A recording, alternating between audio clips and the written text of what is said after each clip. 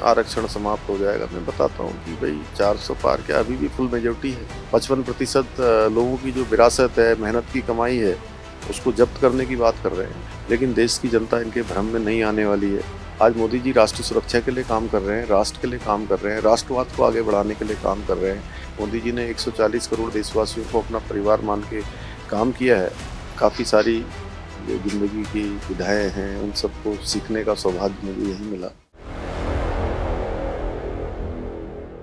उत्तराखंड के मुख्यमंत्री पुष्कर सिंह धामी हमारे साथ यहाँ पे बातचीत करने के लिए मौजूद हैं, जो कि लखनऊ आए हैं और आज राजनाथ सिंह के साथ नामांकन के दौरान मौजूद भी रहे। धामी जी, सबसे पहले तो लखनऊ में हैं आप, पुरानी जड़ें जुड़ी हुई हैं आपकी लखनऊ के साथ। कैसा लग रहा है, चुनाव कैसा चल रहा है आपका? नहीं, बहुत अच्छा। लखनऊ आना तो मेरे लिए हमेशा बहुत मैं उत्सुक रहता हूँ, क्योंकि यहाँ आकर मैं जब 16 साल का था, मैं तब पहली बार लखनऊ आया था। और उसके बाद लखनऊ में शिक्षा हुई। यहाँ पर काफ़ी सारी जो ज़िंदगी की विधाएँ हैं, उन सबको सीखने का सौभाग्य मुझे यहीं मिला। इसलिए आज लखनऊ आया हूँ, तो सबसे मुलाकात भी हुई और आदरणीय राजनाथ सिंह जी के नामांकन में सम्मिलित हुआ। लोगों में बहुत जोश है और लखनऊ काफ़ी बदला भी है। मैंने बदलता हुआ लखनऊ देखा है। और अब पहले एक ज़माना था जब हम पढ़ते थे, तो यहाँ से अगर गोमती नगर जाना है, यहाँ से अलीगंज जाना है, या त्रिवेणी नगर जाना है, निराला नगर जाना है, तो कई घंटों लगते थे। लेकिन आज इतने फ्लाईओवर, इतने ओवरब्रिज, इतनी रोडें, इतने अच्छे सब बन गए हैं।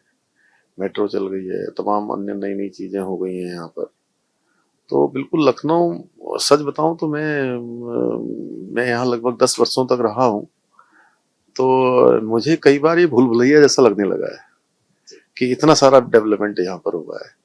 तो वो अटल जी के समय से शुरू हुआ और राजनाथ सिंह जी ने उसको आगे बढ़ाया। और माननीय प्रधानमंत्री जी के नेतृत्व में जिस प्रकार से देश का विकास हुआ, लखनऊ भी तेजी से आगे बढ़ा है। सेकंड फेज का चुनाव हो चुका है, थर्ड फेज होने वाला है। बीजेपी कह रही है अब की बार 400 पार। थर्ड फेज तक अब तक का आकलन क्या कह रहा है आपका? 400 पार के नारे के कितने करीब पहुंच पाए आप लोग? नहीं, बिल्कुल ठीक चल रहा है। और देखिए, तरह तरह की बातें हो रही हैं। लोग केवल मनगढ़ंत बातें कर रहे हैं, लोगों में संदेह पैदा करने का, आप भ्रम। आरक्षण की तरफ इशारा कर रहे हैं? निश्चित रूप से देखिए, जो कहते हैं कि आरक्षण समाप्त हो जाएगा, मैं बताता हूँ कि भाई 400 पार क्या, अभी भी फुल मेजॉरिटी है। और मोदी जी आरक्षण के बहुत बड़े पक्षधर हैं। भारतीय जनता पार्टी हमेशा आरक्षण की पक्षधर रही है। हम संविधान को मानने वाले लोग हैं। ये लोग केवल लोगों को भरमाने का काम इन्होंने देश की राजनीति में हमेशा किया है, देश की आज़ादी के बाद से लेकर। अब कोई भी चीज़ इनके सामने नहीं है, तो अब केवल लोगों में भ्रम पैदा करने की कोशिश कर रहे हैं। लेकिन देश की जनता इनके भ्रम में नहीं आने वाली है, क्योंकि मोदी जी के नेतृत्व में भारतीय जनता पार्टी एनडीए हमेशा गरीब कल्याण के लिए, सुशासन के लिए, समाज के हर वर्ग के उत्थान के लिए प्रतिबद्ध है। हाँ, देश के अंदर समान नागरिक संहिता हो, सबके लिए एक समान कानून हो। उत्तराखंड में समान नागरिक संहिता का विधेयक बन गया है। राष्ट्रपति महोदय की भी उसमें हमको स्वीकृति मिल गई है। और पूरे देश के अंदर माननीय प्रधानमंत्री मोदी जी के नेतृत्व में ये संकल्प देश के सामने प्रस्तुत हो गया है कि सबके लिए एक समान कानून देश के अंदर होगा, समान नागरिक संहिता देश की जनता तीसरी बार प्रधानमंत्री मोदी जी को बनाएगी। तो इस दिशा में देश आगे बढ़ेगा।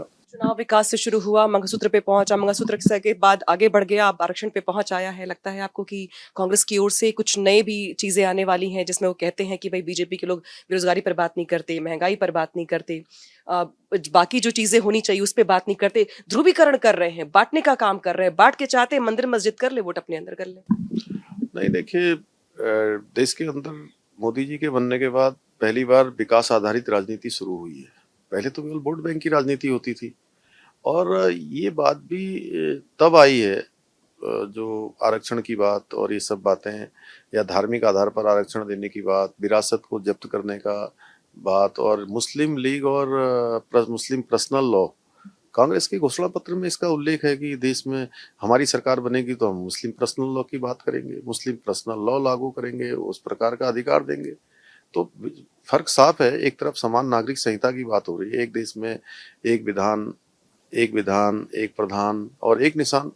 इस दिशा में देश आगे बढ़ गया है। और ये अभी भी एक वर्ग विशेष की बात कर रहे हैं। 55% लोगों की जो विरासत है, मेहनत की कमाई है, उसको जब्त करने की बात कर रहे हैं। तो देश की जनता फर्क साफ समझ रही है जबकि देश मोदी जी के नेतृत्व में आज आगे चल पड़ा है। मोदी जी ने 140 करोड़ देशवासियों को अपना परिवार मान के काम किया है। विकास के मामले में उन्होंने कोई भेद नहीं किया है कभी भी, सभी योजनाएं सबके लिए करी हैं। धामी जी, एक आखिरी सवाल, आप क्षत्रियों को लेकर के, राजपूतों को लेकर के एक नैरेटिव सेट करने का प्रयास किया जा रहा है विपक्ष की ओर से कि राजपूत नाराज है, ऐसा ऐसा उनका नैरेटिव सेट करना है। आप भी राजपूत हैं, राजनाथ सिंह भी राजपूत है जिन्होंने नामांकन किया है आज। लगता है कि आपका कि ये नैरेटिव कुछ काम कर पाएगा या बस एक अफवाह फैलाई जा रही है, या इसको काउंटर कैसे करेंगे? नहीं, पूरा समाज हमेशा से ये समाज देश के साथ रहा है, राष्ट्र के साथ रहा है और राष्ट्र की सुरक्षा के साथ रहा है। आज मोदी जी राष्ट्र सुरक्षा के लिए काम कर रहे हैं, राष्ट्र के लिए काम कर रहे हैं, राष्ट्रवाद को आगे बढ़ाने के लिए काम कर रहे हैं, हमारी विरासत और हमारी संस्कृति के संरक्षण के लिए काम कर रहे हैं। तो ये समाज कभी अलग नहीं हो सकता है और सारे ये ठीक है, कुछ छुटपुट बातें चलती होंगी, लेकिन बहुसंख्यक समाज हमेशा साथ में रहेगा और हमेशा उन्होंने साथ दिया है, इस बार भी साथ देंगे। चलिए, यूपी में है आप, यूपी में 80 में से कितनी सीटें? पूरी 80 आएंगी।